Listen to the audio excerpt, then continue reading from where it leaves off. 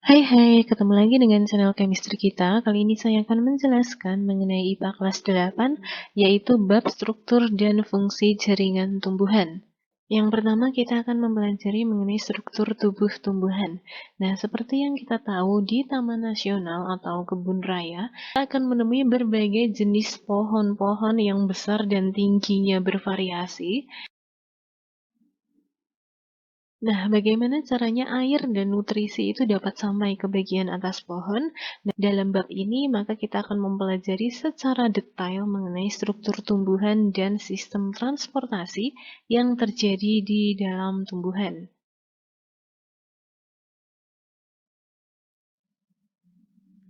Nah, untuk struktur dan jaringan pada organ tumbuhan, yang pertama adalah akar. Fungsi akar yang pertama ini adalah menambatkan dan memperkokoh berdirinya tumbuhan, kemudian menyerap air dan garam mineral. Fungsi yang ketiga, tempat menyimpan cadangan makanan, dan yang terakhir ini sebagai alat pernafasan. Nah, pada tumbuhan ini ada dua sistem perakaran, yaitu akar tunggang dan akar serabut.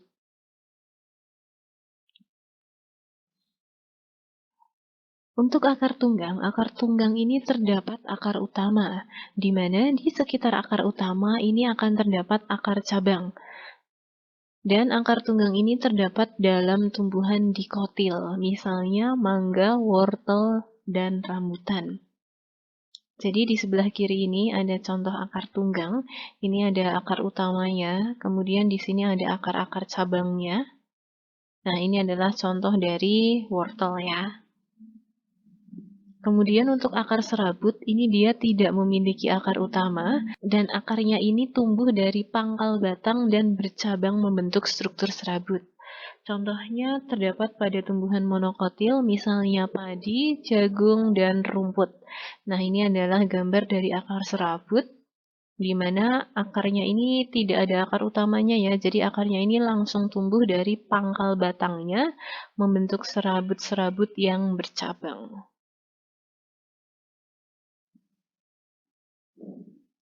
Nah, dalam akar di sini ada berbagai bagian. Yang pertama adalah epidermis. Epidermis ini terdiri atas satu lapis sel yang tersusun rapat. Kemudian pada permukaan luar ini terdapat rambut akar untuk memperluas bidang penyerapan, yang fungsinya untuk menyerap air dan garam mineral. Kemudian ada korteks. Korteks di sini terdiri atas sel-sel parenkim, di mana dinding selnya ini tipis dan memiliki banyak ruang antisel untuk pertukaran gas. Fungsi korteks ini untuk menyimpan cadangan makanan.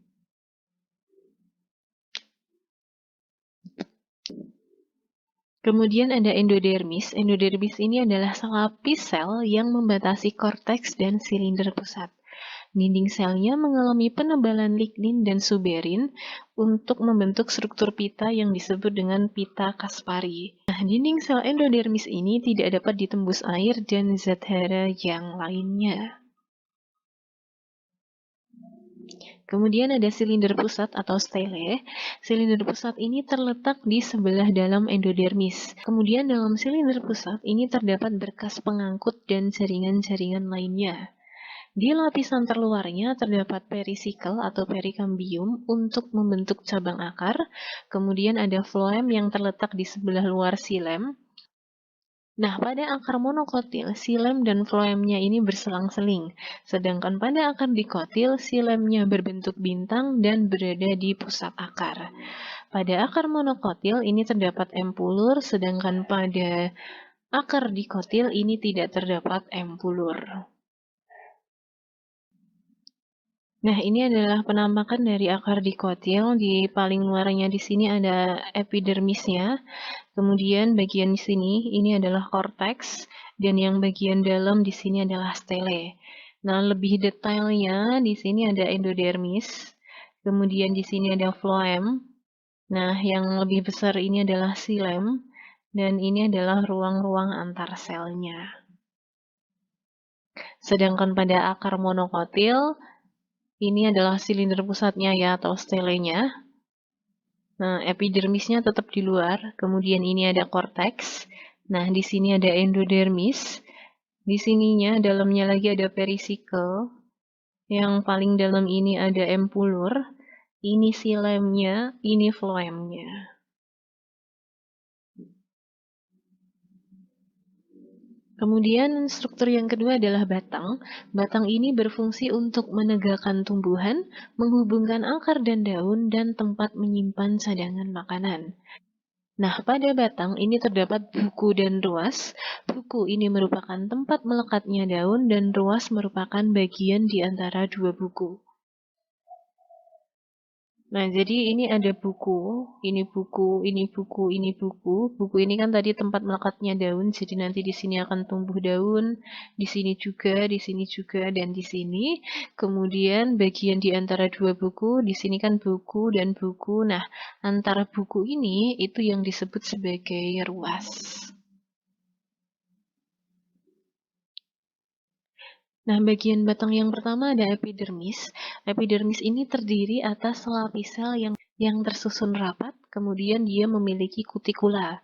Sedangkan korteks ini tersusun atas sel parenkim berdinding tipis, memiliki ruang antar sel, dan terdapat kolenkima dan sklerenkima, di mana fungsinya untuk menyokong dan memperkuat batang. Dalam batang muda ini terdapat kolenkima dan klorofil, sedangkan pada batang tua ini kolenkimanya diganti dengan sklerenkima. Serta tidak terdapat klorofil.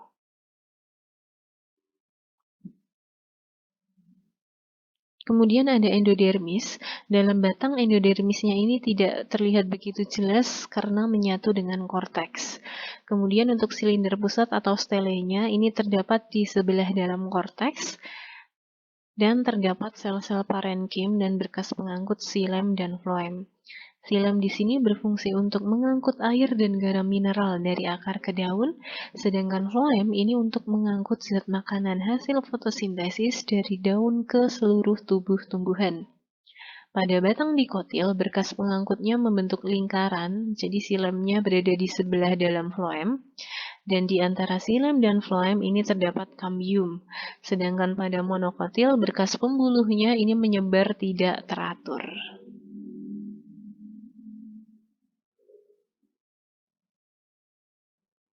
Nah, ini adalah penampakan dari batang dikotil. Nah, ini adalah berkas pembuluhnya. Di sini ada empulurnya, di sini korteks, dan di luarnya ini adalah epidermis. Jadi epidermisnya yang paling luar. Kemudian di sebelah epidermis ada korteks. Nah, ini floem. Ini xilem. Di antara floem dan xilem ini terdapat kambium, dan di sini adalah empulurnya. Sedangkan penampakan dari batang monokotil ini ya, jadi berkas pembuluhnya ini, yang bulatan-bulatan ini, yang polos ini adalah empulurnya, lapisan luarnya adalah epidermis. Nah, ini adalah floemnya, ini adalah xilem-nya, kemudian di sini ada rongga udaranya. Kemudian bagian yang ketiga ada daun. Daun ini umumnya berwarna hijau, berbentuk lebar dan pipih. Bagian tipis yang melebar ini disebut sebagai lembaran daun, dan pada lembaran daun ini terdapat tulang daun. Ada dua jenis tulang daun, yaitu tulang daun monokotil yang berbentuk melengkung sejajar, sedangkan tulang daun dikotil ini berbentuk menyirip dan menjari. Nah, di daun ini terdapat epidermi, jadi ini terdapat celah atau pori yang diapit oleh dua sel menjaga, di mana celah pori tersebut disebut stomata yang berfungsi sebagai tempat pertukaran gas. Sedangkan mesofil ini terletak di antara epidermis atas dan epidermis bawah. Pada dikotil, mesofil ini berdiferensiasi menjadi jaringan tiang atau palisade dan bunga karang atau spons. Sedangkan pada monokotil, mesofilnya ini tidak berdiferensiasi sehingga tidak dapat dibedakan antara jaringan palisade dan bunga karangnya.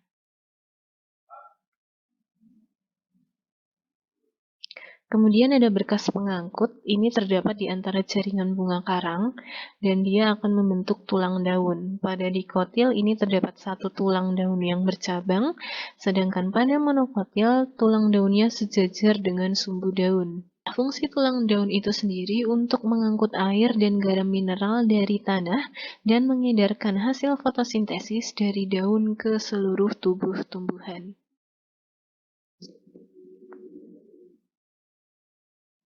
Nah, ini adalah penampakan dari daun dikotil. Di sini ada berkas pembuluhnya.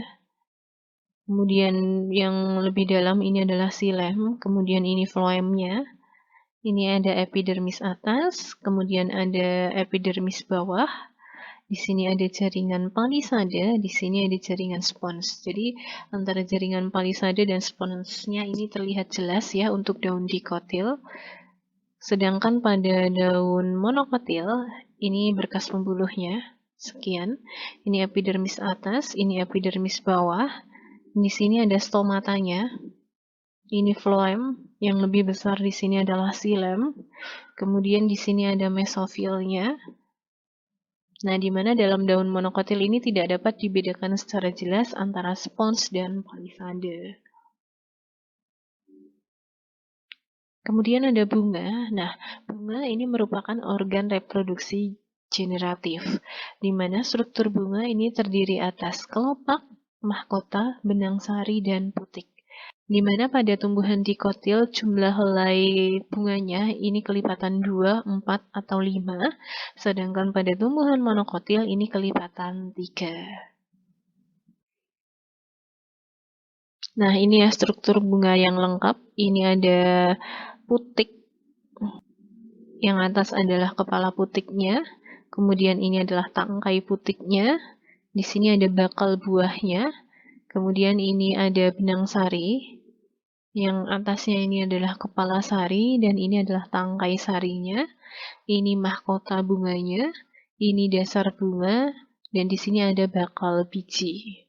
Sedangkan yang bawah ini adalah kelopak.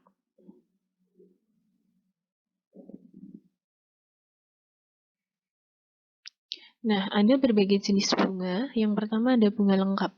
Bunga lengkap ini dikatakan lengkap karena memiliki seluruh bagian dari bunga. Sedangkan bunga tidak lengkap ini tidak memiliki salah satu bagian bunga. Ada bunga telanjang, ini dia tidak memiliki perhiasan bunga. Bunga betina ini tidak memiliki benang sari, sedangkan bunga jantan ini tidak memiliki putik. Dan ada bunga hermafrodit yang memiliki putik sekaligus benang sari. Nah, kelopak atau kalik ini merupakan hiasan bunga di lingkaran luar, umumnya berwarna hijau. Fungsinya untuk melindungi kuncup bunga seperti selubung, dan terdapat helaian penyusun kelopak yang disebut sepal. Sedangkan mahkota bunga atau corolla ini merupakan hiasan bunga di lingkaran dalamnya. Ini bentuk dan warnanya beraneka ragam, fungsinya untuk menarik serangga dalam proses penyerbukan. Nah, helaian penyusun mahkota ini disebut sebagai petal. Kemudian dalam bunga ada alat kelamin jantan atau androecium. Jadi dalam alat kelamin jantan ini terdiri atas sejumlah benang sari atau stamen.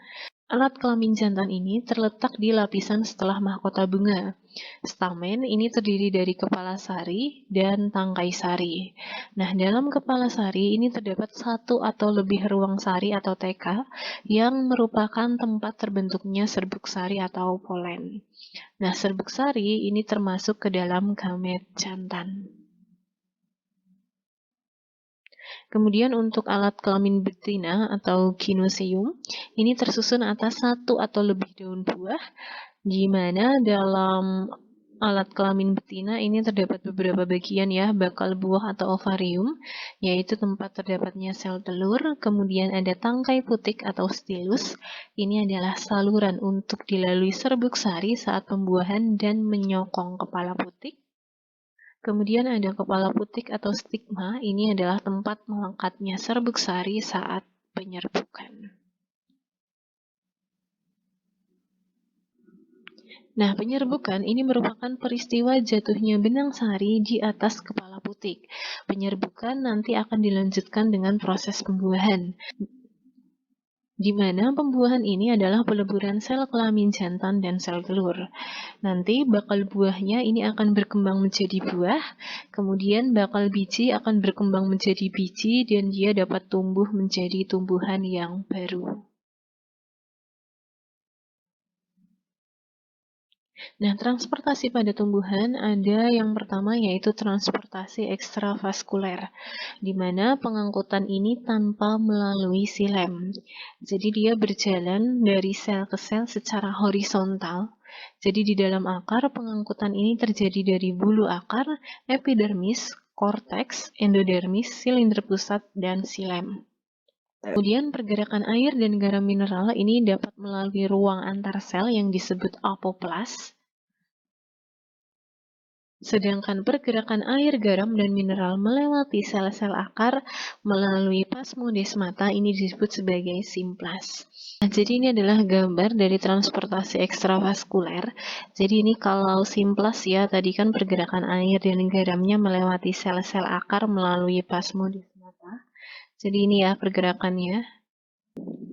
Dari bulu akar, kemudian ke epidermis, kemudian dia ke korteks, ke endodermis, kemudian ke silinder pusat, baru yang terakhir ke silem. Kemudian untuk transportasi intravaskuler, ini merupakan pengangkutan yang terjadi di silem.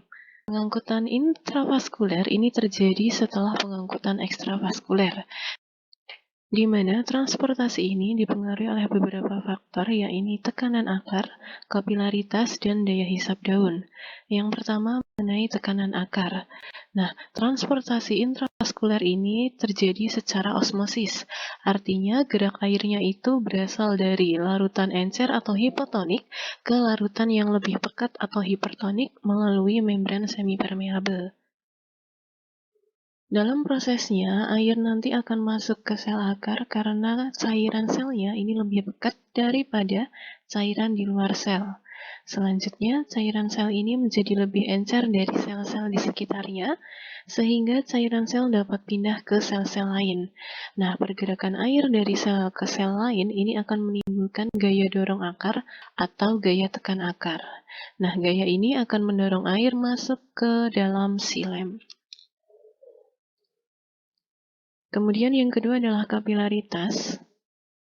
Silem ini tersusun atas deretan sel mati yang membentuk pipa-pipa kapiler. Nanti air ini akan mengalir naik sampai ke daun karena adanya gaya kapilaritas dari silem. Kemudian faktor yang ketiga yaitu daya hisap daun. Di daun ini terjadi penguapan yang disebut dengan transpirasi. Transpirasi ini akan menarik air yang terdapat pada batang dan akar untuk menggantikan air di daun yang menguap ke lingkungan.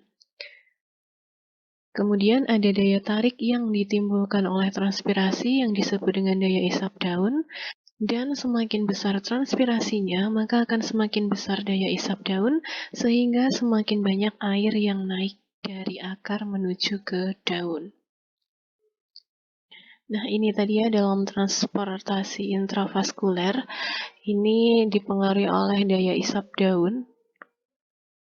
Ini terjadi di daun, kemudian ada kapilaritas, ini terjadi di batang, dan ada tekanan akar, daya tekan akarnya. Kemudian ada respirasi tumbuhan. Proses bernafas pada tumbuhan itu ada dua tahap. Yang pertama pertukaran gas, yang kedua respirasi sel. Dalam proses pertukaran gas ini adalah proses pengambilan oksigen dan pengeluaran karbon dioksida melalui alat pernafasan. Sedangkan respirasi sel ini adalah penguraian senyawa kompleks menjadi senyawa yang lebih sederhana dengan membebaskan energi, di mana respirasi sel ini terjadi di mitokondria, dan senyawa kompleksnya ini bisa karbohidrat, protein, maupun lemak. Nanti energi hasil respirasinya digunakan dalam proses aktivitas metabolisme. Nah, alat respirasi tumbuhan itu ada stomata. Stomata ini terdiri atas celah atau lubang yang dikelilingi oleh dua sel penjaga. Kemudian dia terletak di permukaan daun, kemudian berfungsi sebagai tempat pertukaran gas pada pertumbuhan, dan sebagai sel penjaga untuk mengatur membuka atau menutupnya stomata. Nah, membuka atau menutupnya stomata ini dipengaruhi oleh kandungan air dan ion kalium pada sel penjaga. Nah, ini adalah sel penjaganya. Bisa membuka, bisa menutup seperti ini. Nah, pada siang hari, ion kaliumnya ini akan tinggi sehingga cairan selnya menjadi lebih pekat. Karena cairan selnya lebih pekat, maka air akan masuk ke dalam sel penjaga atau osmosis, dan sel penjaganya ini akan menjadi membengkak sehingga stomatanya terbuka. Jadi ini terbuka ya, di stomatanya terbuka. Kemudian pada malam hari, ion kaliumnya ini akan keluar dari sel penjaga, sehingga sel epidermis di sekitar stomata menjadi lebih pekat. Dalam hal ini, air dari sel penjaga akan pindah ke sel-sel epidermis atau osmosis, dan sel penjaganya ini akan mengerut ini, sehingga stomatanya akan tertutup. Jadi ini pada siang hari, ini pada malam hari. Pada siang hari stomatanya membuka, pada malam hari stomatanya akan tertutup. Kemudian ada lentisel. Lentisel pada dikotil ini terdapat kambium gabus yang menghasilkan parenkim gabus dan lapisan gabus. Nanti lapisan gabus ini akan menggantikan epidermis. Lapisan gabus sendiri itu terdiri atas sel-sel mati yang berfungsi untuk melindungi batang. Kemudian kambium gabus, parenkim gabus, dan lapisan gabus ini nanti akan mengelupas sehingga timbul lubang-lubang di batang yang disebut sebagai lentisel. Nah, lentisel ini akan memungkinkan sel-sel penyusun batang untuk melakukan pertukaran gas dengan udara luar. Kemudian ada rambut akar. Nah, sel rambut akar ini selain berfungsi untuk mengisap air dan mineral, juga berfungsi untuk mengambil oksigen dari tanah.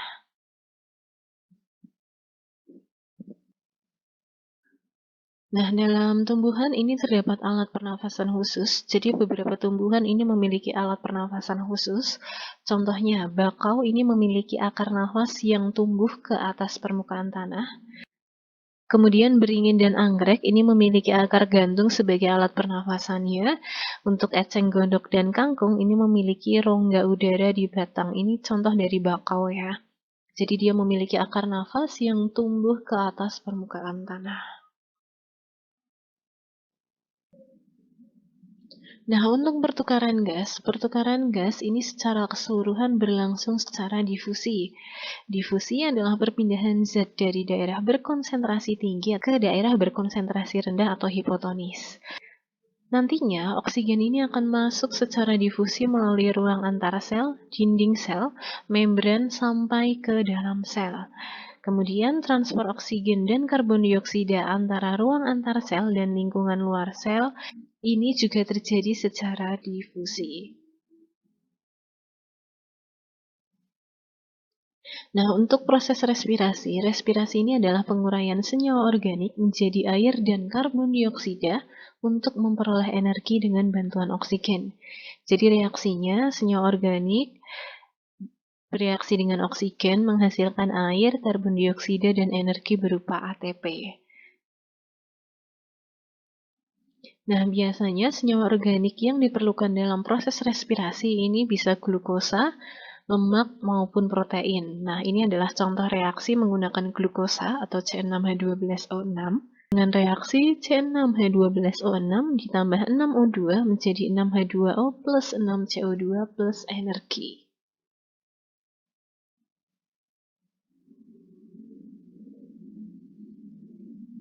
Nah, selanjutnya ada fotosintesis. Fotosintesis merupakan proses pembentukan bahan organik atau karbohidrat dengan bantuan sinar matahari. Fotosintesis ini terjadi pada sel-sel yang memiliki klorofil dan berlangsung di bagian mesofil daun. Di mana reaksi fotosintesis ini adalah 6H2O atau air bereaksi dengan 6CO2 atau karbon dioksida dengan bantuan cahaya matahari dan terjadi di klorofil akan membentuk glukosa atau C6H12O6 dan 6 molekul oksigen atau O2. Nah, dalam proses fotosintesis, karbon dioksida dan air ini akan diubah menjadi oksigen dan glukosa. Nanti oksigennya akan dilepaskan ke atmosfer, sedangkan glukosa nanti akan diubah menjadi senyawa penyusun sel melalui metabolisme. Contohnya protein, karbohidrat, asam nukleat, lemak, dan lainnya.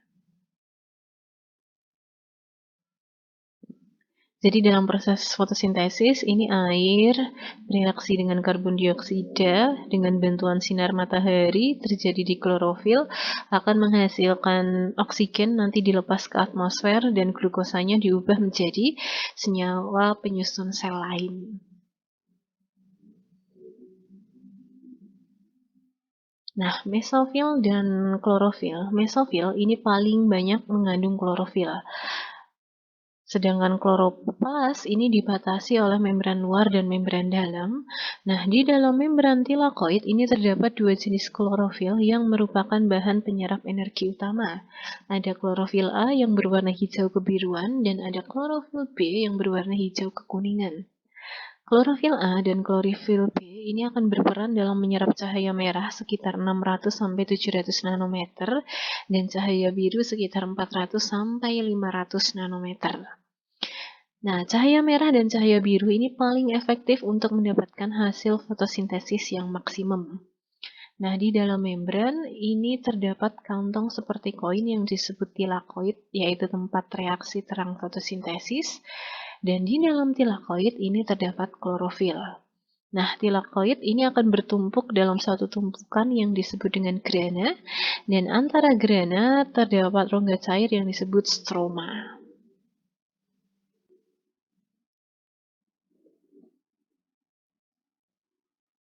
Nah, dalam mesofil dan klorofil, sebagai tempat terjadinya fotosintesis, ini ada 3 gambar ya. Ini irisan melintang daun, ini kloroplas, dan yang ketiga adalah struktur kloroplasnya. Jadi ini untuk irisan daun melintangnya. Ini ada jaringan palisade, ini berkas pembuluh, dan ini ada jaringan spons. Dalam struktur kloroplasnya, ini kalau kita lihat struktur lebih dalamnya, ini ada tilakoid, ini kemudian ini membran tilakoid, ini ada membran luar, di sini ada membran dalam.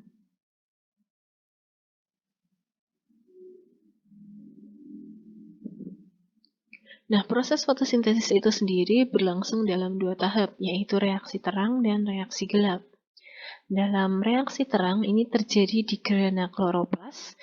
Nanti perubahan energi matahari ini akan berubah menjadi energi kimia.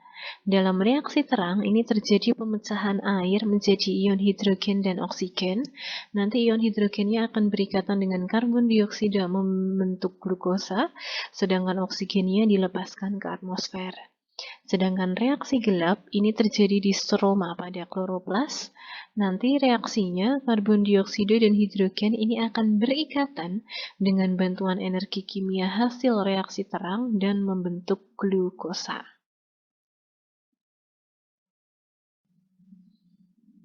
Nah, ini ada reaksi terang yang atas, kemudian reaksi gelap yang bawah. Dalam reaksi terang, nanti air ini akan dipecah menjadi hidrogen dan oksigen. Nanti dalam reaksi gelapnya, karbon dioksida dan hidrogen dengan bantuan energi dari hasil reaksi terang ini nanti akan bereaksi membentuk glukosa.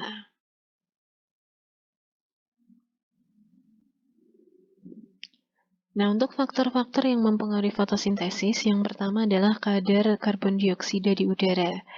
Laju fotosintesis ini dapat meningkat seiring dengan naiknya kadar CO2 di udara. Nah, namun kadar CO2 atau karbon dioksida yang terlalu tinggi ini nanti dapat meracuni atau menyebabkan stomatanya tertutup sehingga laju fotosintesisnya terganggu. Kemudian faktor yang kedua ada suhu. Peningkatan suhu hingga titik tertentu ini dapat meningkatkan laju fotosintesis. Namun suhu yang terlalu tinggi dapat mengganggu metabolisme selnya. Yang ketiga ada cahaya. Nah, energi cahaya yang diserap tumbuhan ini tergantung pada intensitas cahaya. Semakin rendah intensitas cahaya, maka semakin rendah laju fotosintesisnya. Kemudian yang kedua adalah panjang gelombang cahaya, di mana setiap spektrum warna ini akan memiliki panjang gelombang yang berbeda. Nah, klorofil ini akan lebih banyak menyerap warna merah dan warna biru. Dan warna yang paling sedikit diserap ini adalah warna hijau. Kemudian ada lama penyinaran. Penyinaran secara terus-menerus akan menyebabkan terjadinya proses fotosintesis secara terus-menerus juga. Kemudian ada air. Jika tidak tersedia air yang cukup, maka pembentukan karbohidrat juga akan terganggu. Kemudian faktor berikutnya ada kadar oksigen. Apabila kadar oksigen di udara diturunkan dari 20% menjadi 1%, maka fotosintesisnya menjadi naik 30%. Kemudian faktor berikutnya ada kandungan hara dalam tanaman. Nah, unsur magnesium dan nitrogen ini sangat dibutuhkan dalam pembentukan klorofil.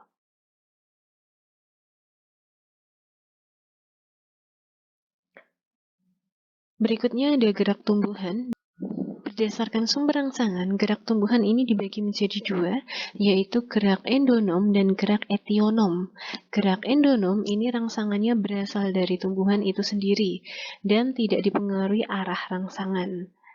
Contohnya adalah gerak kromosom yang membelah, kemudian ada gerak higroskopis, yaitu pecahnya kulit buah polong-polongan yang sudah kering, yang disebabkan berkurangnya air secara terus-menerus. Sedangkan gerak etionom ini rangsangannya berasal dari luar, bisa secara fisik, kimia, atau mekanik, dan gerak etionom ini dibagi menjadi tiga, gerak tropisme, gerak nasti, dan gerak taksis.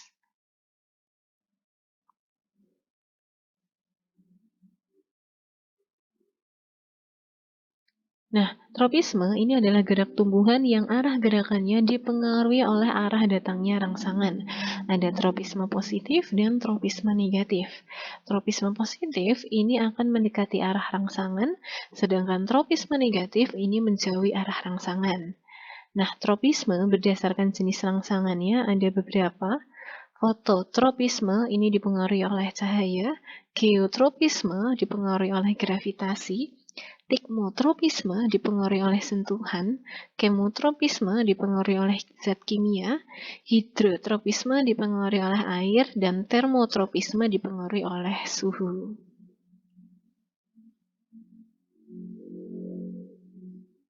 Nah, untuk fototropisme ini dipengaruhi oleh rangsangan cahaya. Jadi, gerak bagian atas tanah ini termasuk ke dalam fototropisme positif, sedangkan gerak akar ini termasuk ke dalam fototropisme negatif. Nah, jadi ini contoh ya, bunga anggrek ya, ini dipengaruhi oleh rangsangan cahaya, sehingga tumbuhnya menuju ke arah cahayanya itu. Untuk geotropisme ini dipengaruhi oleh rangsangan gravitasi. Geotropisme positif ini akan searah dengan gravitasi bumi, contohnya adalah akar. Sedangkan geotropisme negatif ini akan melawan arah gravitasi bumi. Jadi ini contoh ya. Ini adalah akar. Nah, yang atas ini geotropisme negatif, yang bawah geotropisme positif. Jadi pertumbuhan akar menuju pusat bumi, jadi bumi kan ke bawah ya, ini termasuk geotropisme positif, sedangkan pertumbuhan tunas yang menjauhi pusat bumi ini merupakan gerak geotropisme negatif. Kemudian tikmotropisme ini dipengaruhi oleh rangsangan sentuhan, umumnya terjadi pada tumbuhan pemanjat. Jadi yang bisa merambat seperti ini, seperti anggur, mentimun, melon, ubi, dan sebagainya. Nanti sulurnya ini dapat membelit pada benda yang disentuhnya, karena pertumbuhan sel pada bagian yang terkena sentuhan ini akan melambat. Nah, bagian tersebut ini akan lebih pendek dari yang tidak terkena sentuhan. Jadi nanti sulurnya ini akan melengkung ke arah benda yang menyentuhnya. Jadi ini ya, sulurnya ini akan melengkung mengikuti benda yang disentuhnya. Untuk kemotropisme, ini adalah pergerakan karena adanya rangsangan kimia. Contohnya adalah gerak akar menuju pupuk, kemudian pertumbuhan saluran serbuk sari menuju bakal buah ketika pembuahan. Dan ada hidrotropisme, yaitu pergerakan karena adanya rangsangan air.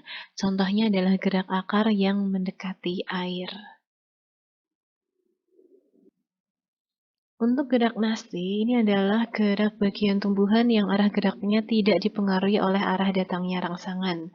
Nah, gerak nasti ini disebabkan oleh perubahan turgor jaringan tumbuhan. Gerak nasti berdasarkan jenis rangsangannya ada tikmonasti, ini berdasarkan sentuhan, niktinasti, yaitu gelap, fotonasti, cahaya, termonasti, suhu, dan nasti kompleks berbagai jenis rangsangan. Tikmonasti ini adalah pergerakan akibat adanya rangsangan sentuhan, contohnya adalah menutupnya tanaman putri malu bila disentuh. Kemudian niktinasti ini pergerakan karena pengaruh gelap, contohnya adalah merunduknya tanaman leguminose pada sore hari. Kemudian ada fotonasti, yaitu akibat pengaruh cahaya, contohnya ini yaitu bunga pukul 4 sore ya, jadi dia akan mekar pada pukul 4 sore, dan ada juga bunga pukul 9. Untuk termonasti, ini adalah gerak yang disebabkan oleh rangsangan suhu. Contohnya adalah mekarnya bunga tulip dan sakura di musim semi. Jadi ini contohnya bunga tulip ya. Bunga tulip ini akan mekar pada suhu-suhu tertentu. Kemudian ada nasti kompleks, ini adalah pergerakan membuka dan menutupnya stomata, dipengaruhi oleh berbagai jenis, yaitu cahaya, kimia, suhu, dan air.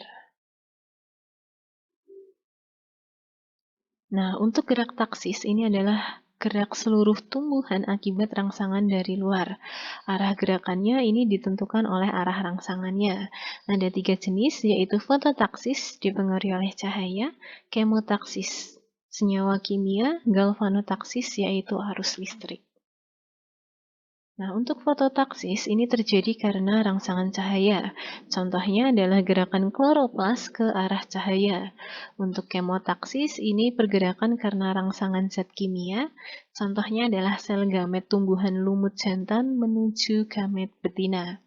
Sedangkan galvanotaksis ini adalah pergerakan karena pengaruh rangsangan arus listrik. Contohnya adalah gerakan bakteri ke arah kutub positif atau kutub negatif.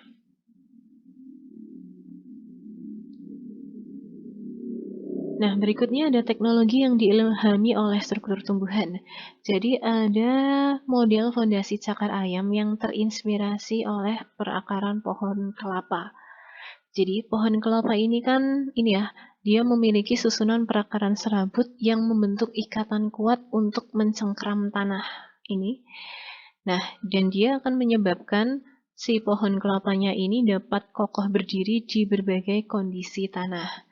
Nah, Profesor Dr. Insinyur Sediatmo ini terinspirasi merancang dan menyusun besi-besi sebagai kerangka fondasi bangunan yang diberi nama cakar ayam. Ini fondasi cakar ayam ya.